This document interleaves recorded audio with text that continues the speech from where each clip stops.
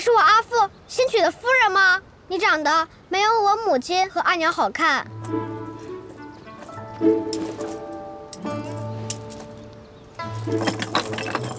叫什么姨母？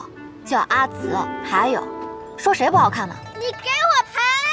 给我赔！行，好，停。知道了。阿紫可厉害？厉害！小屁孩。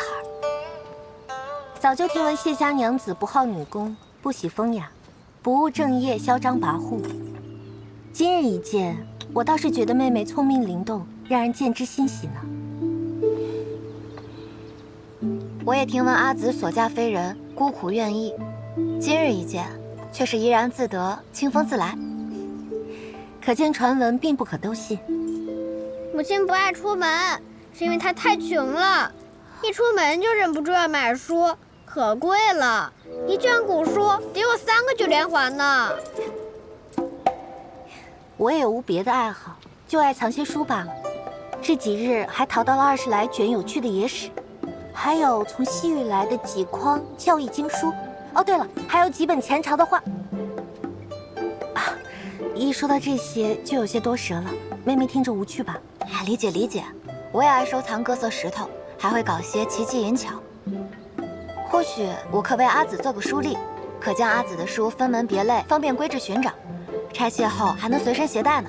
妹妹若是真的会做，那可就帮我大忙了。既然你喜欢机关淫巧，我记得我这儿有几本书记载的就是古时失传的技艺，我也看不太懂，便一直搁着了。妹妹若是不嫌弃，今日就当见面礼了。那阿紫，我就不客气了。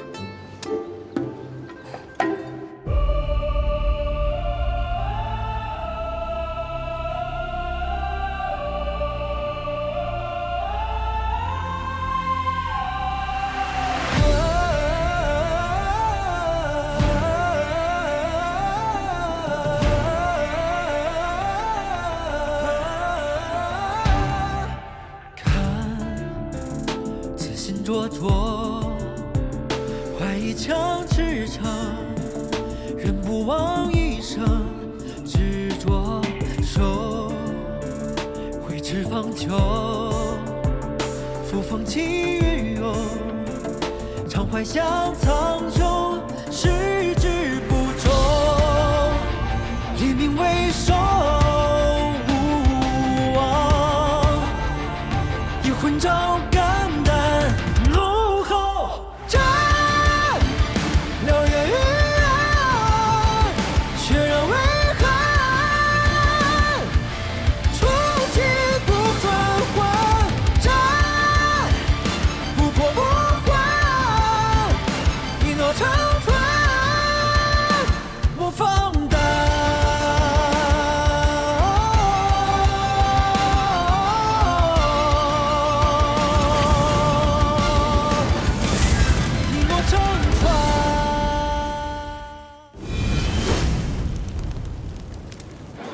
小挂件儿，哎，尝一尝。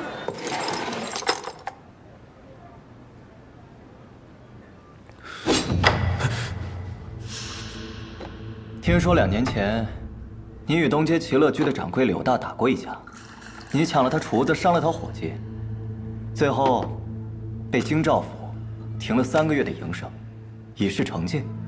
放他娘的屁！他柳大的相好跟那什么京兆府尹是拐了180道弯的心情，京兆府尹偏私枉法，判我停业。呸！什么东西！巧了，京兆尹已经被我杀了。你是靖安王府世子萧无一。世子，这是您要找的妙手公子的账簿。烧了。诺。哎，我。其实你一直都知道妙手公子的真实身份吧？从现在起你不知道了。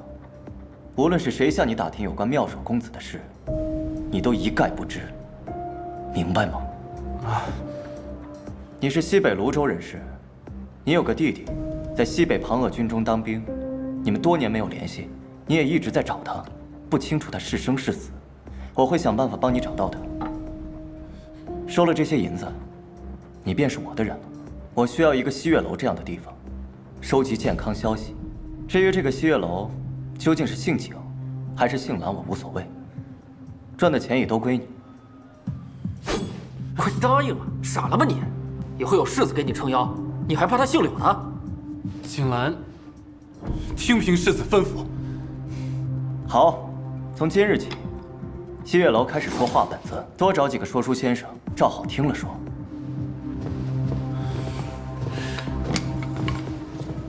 文熙太子，却骨令，这么老的传言还有人信吗？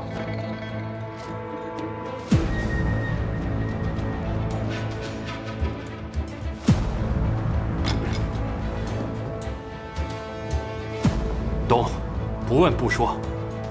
把所有打听却骨令下落的人全记下来。诺。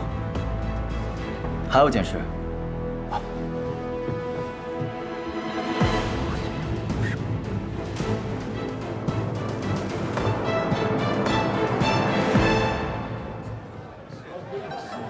侧妃早起去了王妃和世子妃的院子，喝了2碗鸭汤。世子妃又送了2本书，刚才又跟着世子妃和小公子去蕊夫人的院子。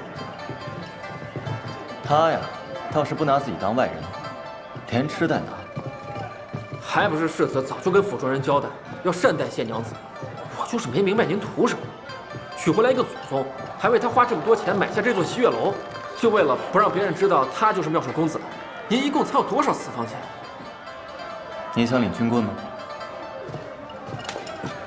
世子，谢娘子的婢女和安慰的尸身都已经带回来了。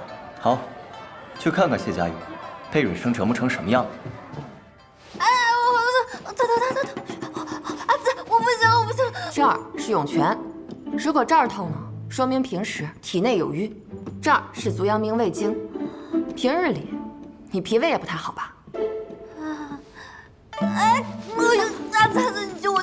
妹妹忍着些，你现在疼，一会儿按好了可松快了。哎，世子妃啊，昨夜您又是子时过后才睡的吧？你若再如此，别想再有安神汤。两位阿紫，没想到你们关系这么好啊！难不成你也以为我们像外面传的那样，天天都成无忌言？啊，没有。当年我生子期的时候呢，便是世子妃亲自照料。这些年我在外随军，子期也只由她教养。若说这府里谁与我最亲近，不是世子，而是世子妃。就连每月的家书，我也是寄给蕊夫人的。厉害！萧无业，你真是人才啊！治军一流，治家也是。侧妃，世子有请。世子找我。萧无业，你总算是救了我一回。两位阿紫，我先走一步了，不好意思。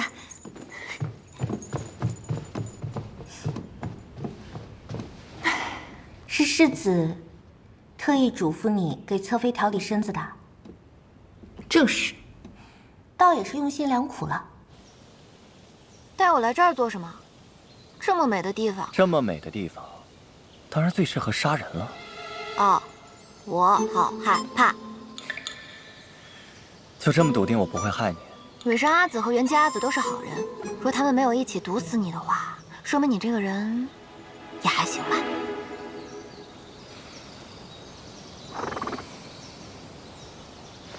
这个给你。这是参儿的簪子。你的婢女和安慰的尸首都葬在那里了。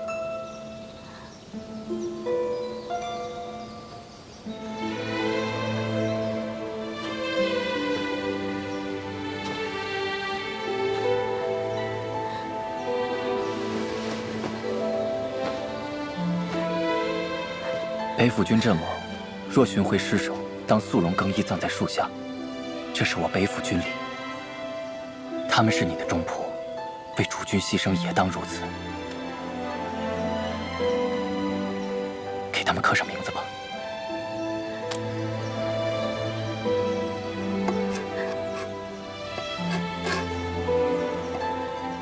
苍儿，安慰大哥，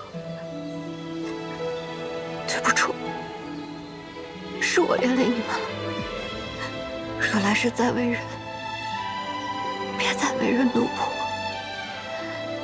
愿你们做一只鹰，翱翔天空，总有风雨，却无内苦。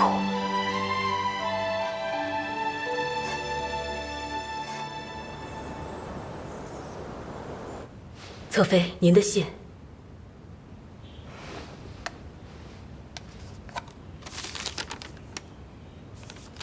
女郎是西月楼的景老板，他说有人去西月楼找妙手公子谈生意。你刚才往谢氏院里送什么去了？是一封从西月楼送来给侧妃的信。天下一直流传着雀骨出天下定的传言，称文熙皇后的孩子并没有死，一旦雀骨令出，文熙太子便会重现人间，一统天下。列位看官，沏茶坐稳。景老板，你找妙手公子？不知公子可还记得上次让你设计连环弩的那位萧公子啊？怎么又是连环弩啊？有完没完了还？这回不是弩的事儿，是这个萧公子他欠了我西月楼好多的银子，吃也赊账，喝也赊账，赊账赊的我这西月楼都快开不下去了，我得去告他。不会吧？我记得他上次来找我买弩的时候，出手挺阔绰的呀。是啊，这谁知道呢？反正是欠了我好多银子，我现在就得去告他。但是我记不太清楚他长什么样啊，您帮我画一幅他的画像吧。他欠了你好多银子，你却不记得他长什么样子了？公子有所不知啊，我脸盲啊，我是脸盲。而且这些富家公子一个个穿的也都差不多，唇红齿白，长得也都差不多，我是真分不清楚他们谁是谁。那你店里这么多伙计，他们都脸盲？他们倒不都是脸盲，但是他们没有人懂丹青啊，能认得出来跟能画得出来，这是两回事儿啊。我们西月楼跟妙手公子都这么多年交情了，您帮帮忙吧。行吧。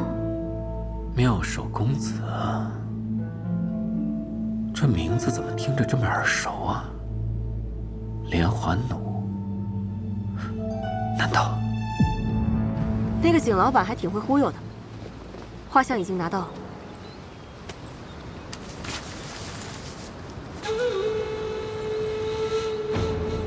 谢家瑜可有察觉？上尉，先从宫里开始查，还有初入太学的学子，是否有此样貌者交叉出现？世子怀疑谢太傅和太后。希望是我想多了吧。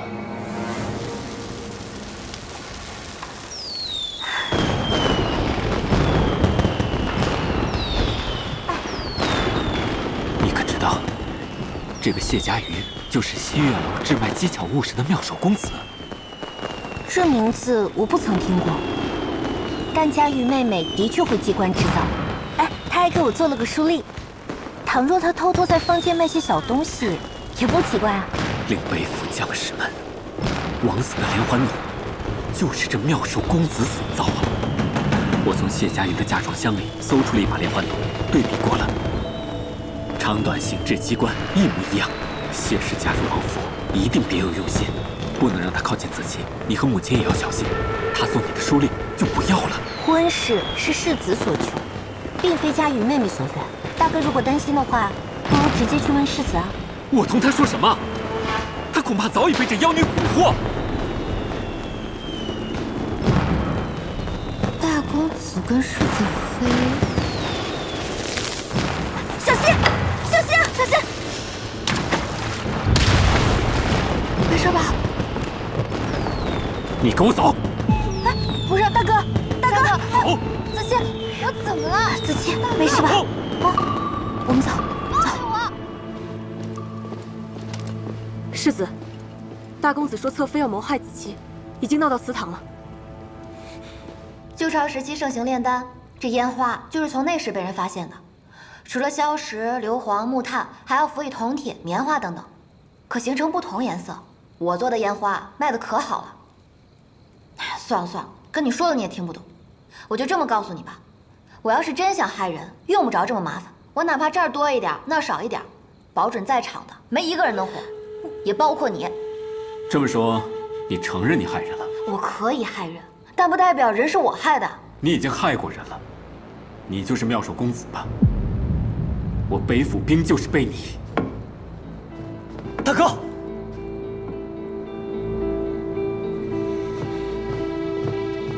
世子妃先带子期离开。佳云，你先走，我跟大哥有话要说。子期，走。走啊！我不走。妙手公子，到底怎么你们了？就是你设计的连环弩，害死3万北府将士。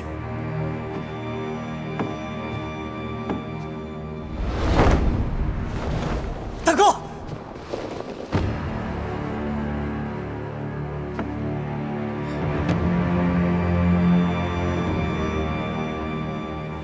你还要替他遮掩？我看你是色令之婚。谢家瑜，你说你今日没想害子期，我不与你分辨。那这3万北府将士的冤魂呢？你敢说，都与你无关？就是你设计的这有问题的连环弩，令3万北府将士几乎全军覆没。幸好无一听到了援军抵达。你敢说，你毫不知情？你们谢家安的是什么心？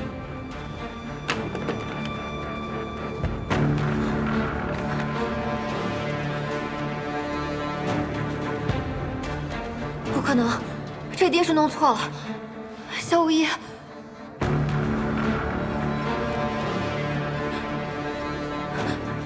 我明明是给一个世家公子设计的。放心，你要的连弩，妙手公子一定给你设计出来。他只说他要去雅集上，看着好看唬人就行的。哪家的世家公子？他说他叫萧胜。萧胜。萧无一，他说是你找他设计的，你认吗？你怎么会叫萧胜？你不是叫萧无一吗？萧胜是我本名，无一是我的字。自从我14岁上了战场以后，便没人再称我为萧胜。怪不得当初青龙偃月来虚月楼找我的时候，听到我说萧胜就生气了。可还是不对啊！当初来找我的不是你，但他一看就是个公子哥的模样。若真如你所言，从一开始他就伪装了身份，那么到底是谁借你之手害了3万北府兵？还有谁又知道你设计出这害人的连弩？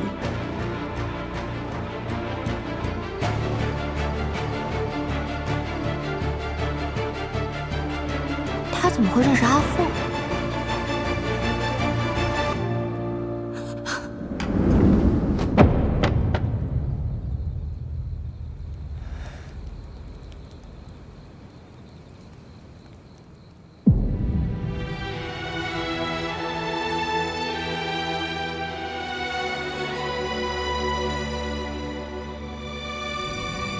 长大后学到的第一件事就是身不由己。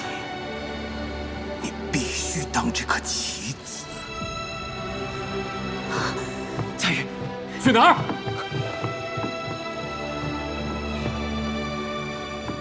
看来你真的早就知晓此事，但你还要保他。想必大哥看得出来，谢家瑜他并不知情。但此事一闹出去，岂不是让将士寒心？而且这谢氏巧言令色，还未入府就害了这么多北府将士。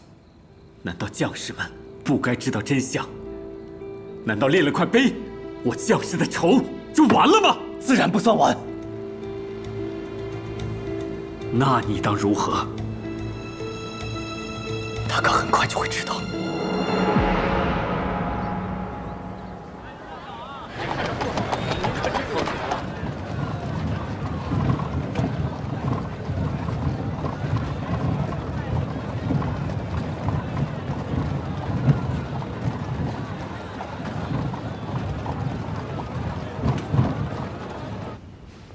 阿父，阿父，阿母，阿母。好，好，夫人，你看，何曾见过夭夭如此文静娴雅的模样啊？世子，我家女儿没有给您添麻烦吧？佳瑜很好，靖安王府上下都很喜欢她。我云昭的女儿虽不说有多出众，但我从来没想过让她嫁得如此仓促，更未想过她要为人侧室。说句心里话，本也没想她能嫁成。佳瑜既为国事入靖安王府，萧氏自不会亏待她。郡主请放心。阿母，世子知我喜欢些机关银巧，便在府中为我开辟一处空地，好让我做自己喜欢的东西。成婚匆忙，有很多东西我都没来得及带走。这次回来也是想将我的一些奇巧之书和工具都拿回去。世子，你和南星一起去我书房，将我那些图纸都拿走，一张都不要落下。我还有话想同阿父阿母说。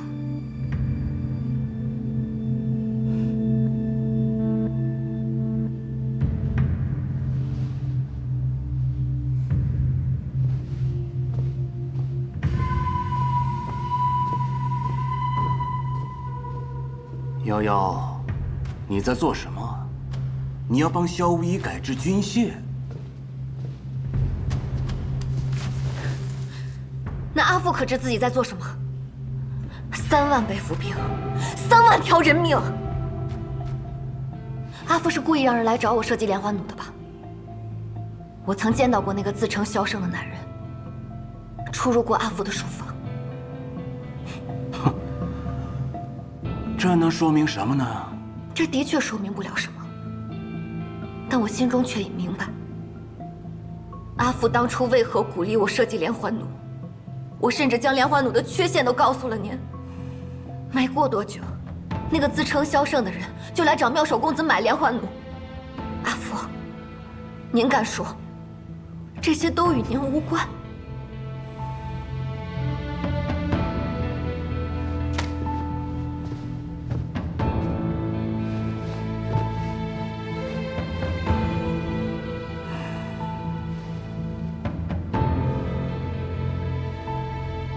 这3口是感谢阿父阿母养育之恩。若阿父只牺牲我一人，我也能理解。您只是立场不同，舍弃了我。但阿父如今所为，实难成为世家典范，君子风度。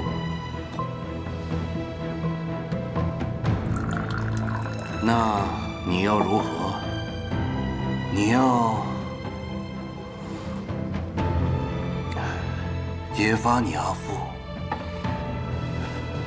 大婚之夜，你让我做的事情，我一件都做不到，更不会做。连环弩造下了人命债，若有一日，北府将士要来向我讨还，因为我是阿父的女儿，得阿父养育至今，所以我自当替父以命还报，不敢有冤。但这天下究竟是什么样子，我自己去看。这未来的路怎么走，我自己选。阿茂也一样。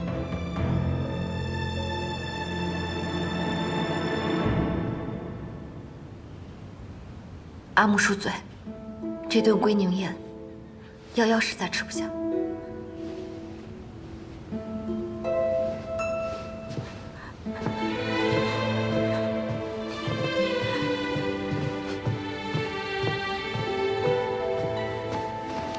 告辞。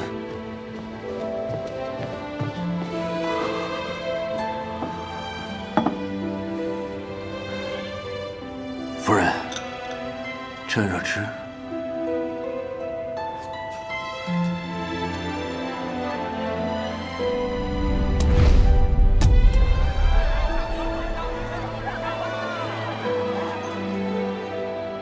这健康城内大约多少百姓？20余万户。每年的上元节，那是最大的集会。那时街上熙熙攘攘，有没有3万人？应该有吧。那么多人吗？那么多人都是因我而死。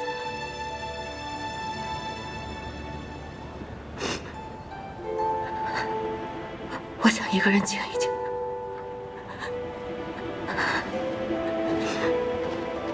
祁隆演月，跟紧点，别出事。诺。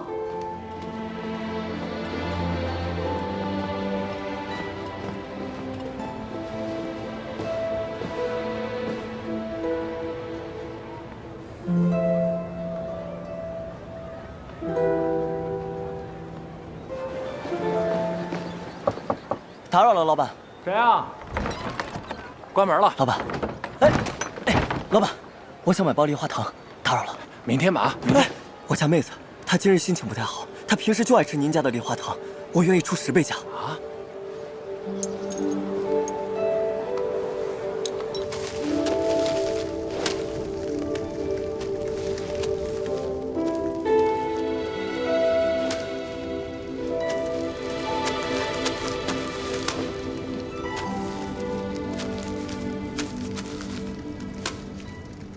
烧了有何用？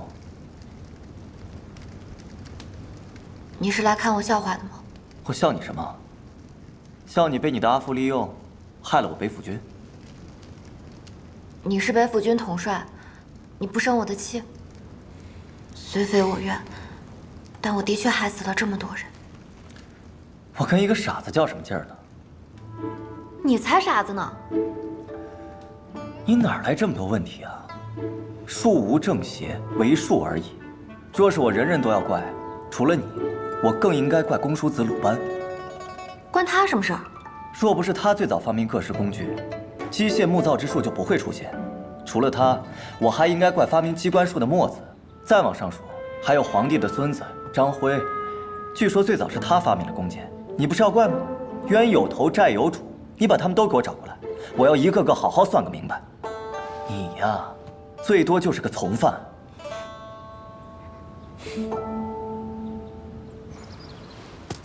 程一斋的，肯定是阿茂同你说的吧？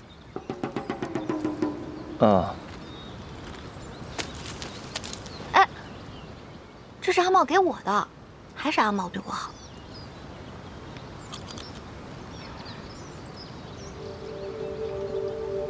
小五爷，你和你的家人和我听说的不太一样。哦，你阿父把你送进来的那天晚上，是怎么跟你说的？让我来猜一猜吧，他是不是说，我萧家倚仗北府兵势大，迟早有一天是要谋反的，哪怕你是为了礼貌，也要嫁进来盯着我，是不是？你怎么什么都知道？你是妖怪吧？兵法，战场，亦是人心。我要是能像你一样，看得这么透就好了。我不明白阿福，北府兵不是在守护北境吗？为什么他要这么做？我看你还是当个傻子吧。对了，跟你说个正事。你能有什么正事？阿茂病了。什么？他怎么会病了呢？宫中有那么多太医照顾着，他怎么还会生病？严重吗？你快带我入宫吧。太医已经看过了，并无大碍，只是他最近不思饮食，想让你给他做一些山楂糕，我把他送进宫去。他真的没有什么大碍吗？只是想吃山楂糕？骗你做甚？我知道了，我明日就走。小五爷，这莲花怒非我所愿，但我欠你一件能够让北府兵在战场上反败为胜，护持北府兵勇往直前，踏平北境的绝世武器。我说到做到，我一定会做出来的。怎么，你不信？好，我等着。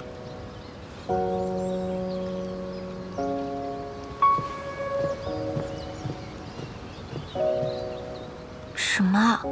突然笑做什么？殿下今日生病了吗？世子今日没入宫啊。给谢家瑜找点事情做，别让他整天瞎琢磨。这梨花糖也太甜了，去给我找杯山楂汁来。我看是您自己想吃山楂糕了，您就爱吃酸的。世子，有一事我想不明白，您说按照这谢家瑜的城府，基本上就是被人坑的命。谢太傅费尽心机把人送进咱王府，图什么？难不成真指望他从咱王府找情报回去？谢太傅是算计人心的高手，只不过他算计的，并不是谢家瑜罢了。那算计的是谁？想不明白就去问颜月吧。我才不问他，我会自己想明白的。这是朝廷赏赐，卢大勇，你带着兄弟们拒领赏赐，是想抗旨吗？我若拿了这赏赐，我就对不起在九丈原枉死的兄弟们。还敢乱讲！嘿，你们要干嘛？都造反吗？让开！跪下！我北府并没有无缘无故下跪的道理，都给我起来！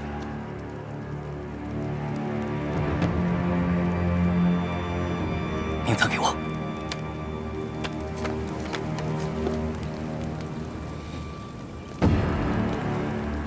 冯志远，方18，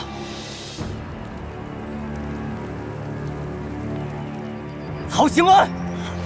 世子，九丈原一战，3万弟兄为什么会枉死？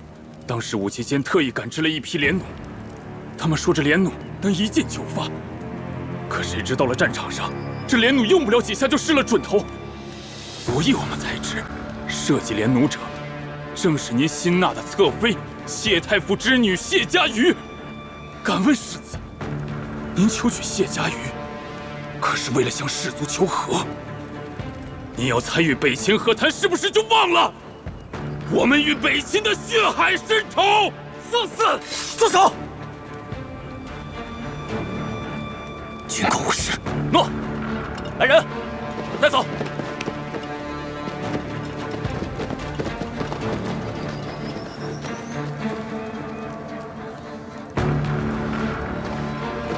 犒赏大家。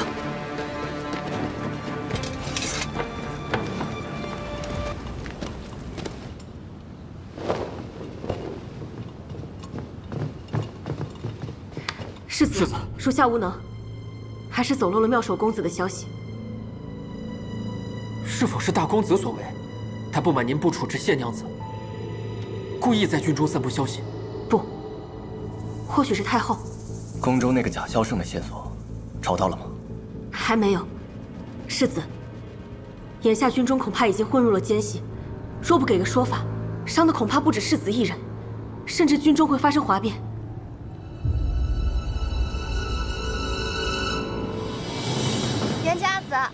袁家子，等等我。袁家子是否要去府外买书？可否载我一程？世子不是不让你出门吗？你这么着急忙慌的，是要去做什么？我想做一点山楂糕，但是府上没有桂花蜜，所以就想偷偷出去买一点，给世子吃。啊，不给他吃，为什么给他吃？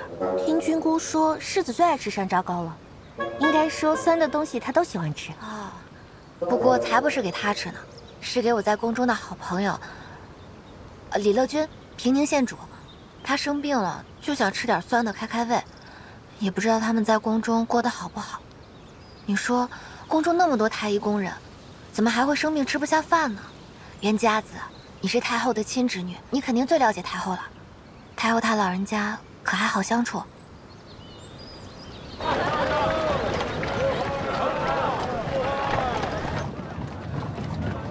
阿紫，阿紫，阿紫，你在想什么呢？你都想了好久了。你不用担心，太后她对有用之人向来和善，而且齐王殿下和平宁县主如今对太后来说就是最有用的人，他们不会有事的。那就好。滚！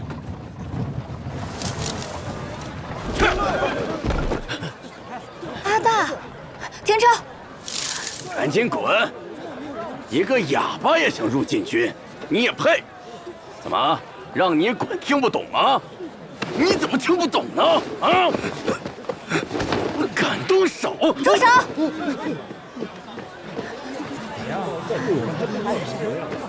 你没事吧？你凭什么打人？能入禁军者，哪一个不是出身高贵？一个身无长物的庶民，真当这里什么人都能进呐？这上面可没写哑巴不能参军，也没说必须要士族子弟才能来，只要符合条件，人人都可报名。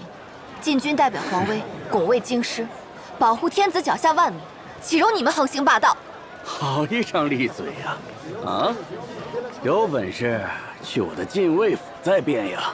拿下！慢着，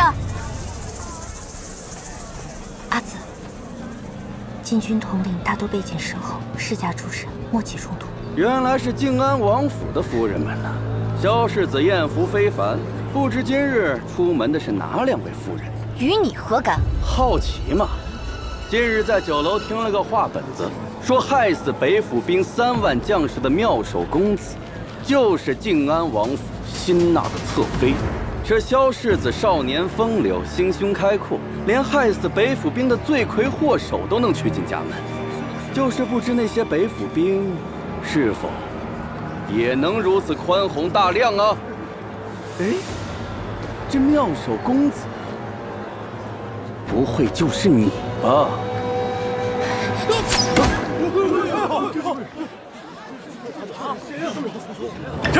谁使的剑？岳清扬，你有这耍嘴皮子的功夫，不如多练练兵，多花几分心思在正事上，也不至于长沙王逼宫之时，你的人都吓得尿了裤子，还得等我北府兵千里来救。回府！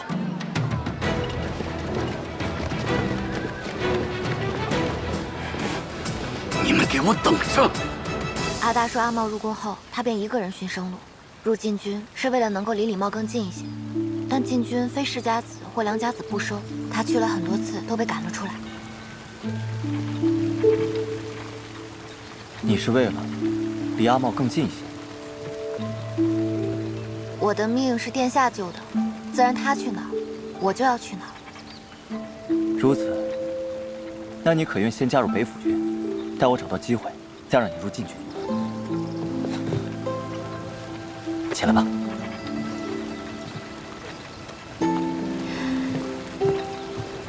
谢萧世子，走吧。哎，干嘛？谁许你走？不是你干嘛呀？谁让你出府的？大婚当日我就警告过你，少顶着世子侧妃的名义惹是生非。我哪里惹是生非了？不是你让我做山楂糕的吗？那没有桂花蜜我怎么做？阿茂他就不爱吃酸的。还有啊，我也不是你的什么侧妃，我在靖安王府只是暂住。要不是为了阿茂，要不是为了阿茂，你就不会在府里待着。我用不着你来提醒我。你以为我乐意每天看你这张惹人烦的脸吗？我惹人烦？从今日起，没有我的允许，不准出府。颜渊，你看着他。诺。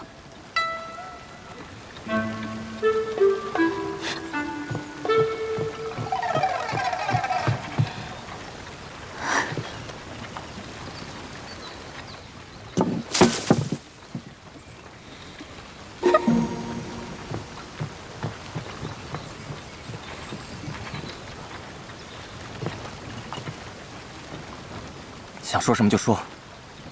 世子是为了保护谢娘子，若是同她好好说，谢娘子未必不肯听。我不需要。世子有消息了，贾萧胜是太后所为。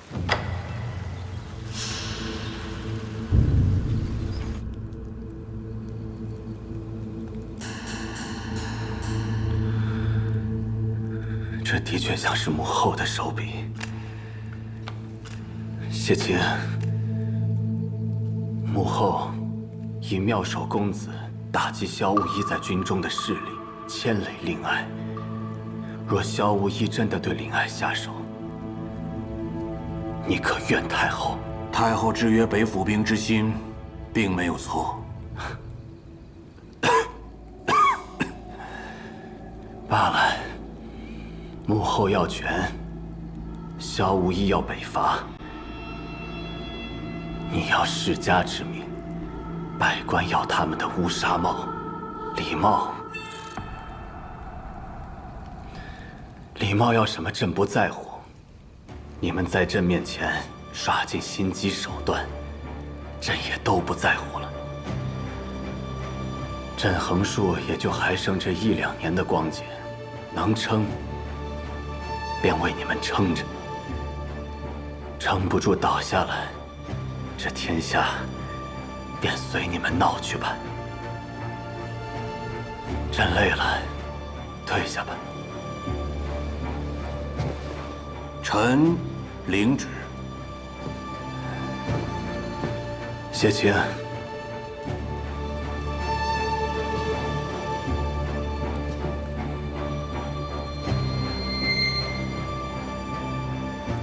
礼貌是你举荐的，重情重义，既是他的优点，亦是缺点。萧无一对他有救命之恩，稍有不慎，便可能沦为萧无一的傀儡。朕不想去了地下，无颜面对列祖列宗，说朕选了一个亡国之君。如今，我虽给了他监国之尊，但倘若他不能令朕满意，朕也不会立他为主。太傅明白。陛下放心，萧无一与齐王这盘棋的棋眼便是小女佳瑜。齐王仁善，但再仁善之人，心有不足便会生欲。这世间最能激起人心欲望的，便是眼睁睁看着心爱的女人与自己渐行渐远，却无能为力。你把亲生女儿送进靖安王府，算计的就是礼貌的野心。陛下英明。太傅果真是我大业的忠臣。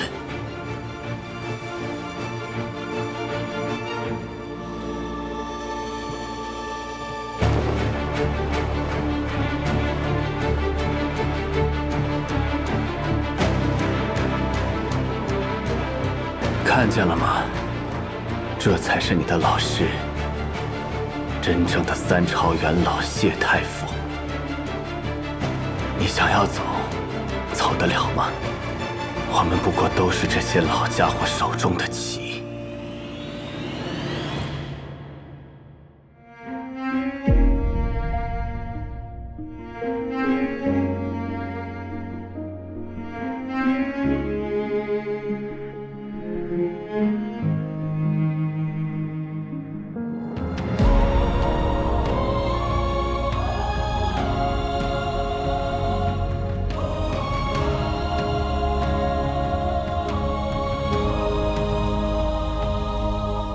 心追随着你的温热，回忆勾勒你的轮廓，天地在耳边寂寞。若逆着风，代价为何？执你知我，不负承诺，将信念的痕迹重合。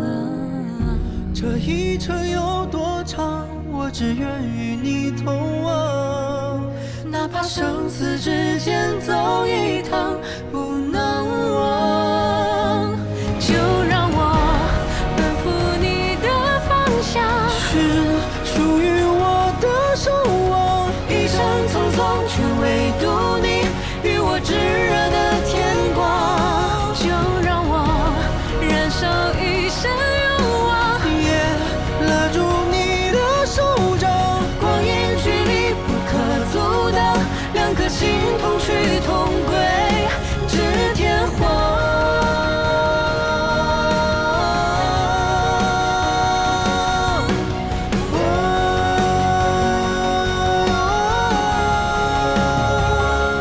就让我奔赴你的方向，寻属于我的守望，一生匆匆，却唯独你与我炙热